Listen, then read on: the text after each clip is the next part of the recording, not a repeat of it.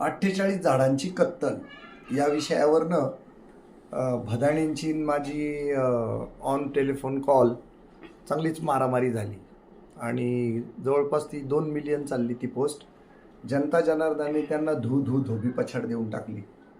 म्हणजे जनतेचा कौल काय आहे तो मान्य करायला पाहिजे, पण हे करणार नाहीत, कारण त्यांच्या खुर्चीला जी काय अधिकार आहेत त्याचा गैरवापर करण्यामध्ये माहीर आहेत आणि हे खूप प्रसिद्ध आहेत त्याकरता.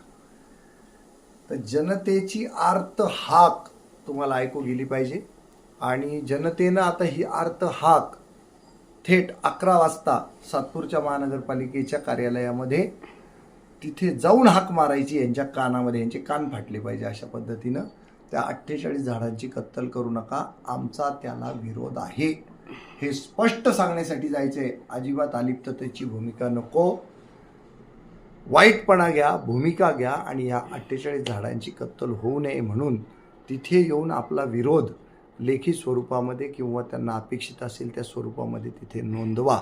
त्याशिवाय या 48 झाडांचा जीव वाचणे शक्य नाही. खुटवळ नगरमधल्या सगळ्या नागरिकांनी यायचं आहे आणि ज्या 4-2 नागरिकांना असं वाटतं की झाडं पडायला आली वगैरे वगैरे, तर त्यांना त्या गैरसमजातनं बाहेर काढण्यासाठी अगदी सकारात्मक आपण प्रयत्न करायला हवेत.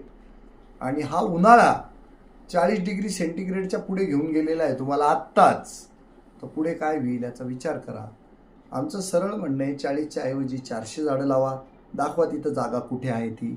आत्ताच हे झाडं जे आहेत ते तुमच्या रस्ता रुंदीकरणात येतच नाहीत, हे स्पष्ट आहे. तर 400 झाडं लावून दाखवा आम्हाला तुम्ही 40च्या बदल्यामध्ये, आणि ती एवढी मोठी करून दाखवा त्यांची खोडं, आणि मग ही झाडं पाडा.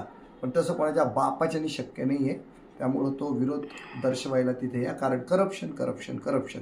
तुम्हाला झाडातही खायला आवडतं, शेणखतातही खायला आवडतं, शेणात खायला आवडतं, संडासात खायला आवडतं, संडासातली संडास खायला आवडते, असा तुमचा सगळा घाणेरडा अनुभव आहे.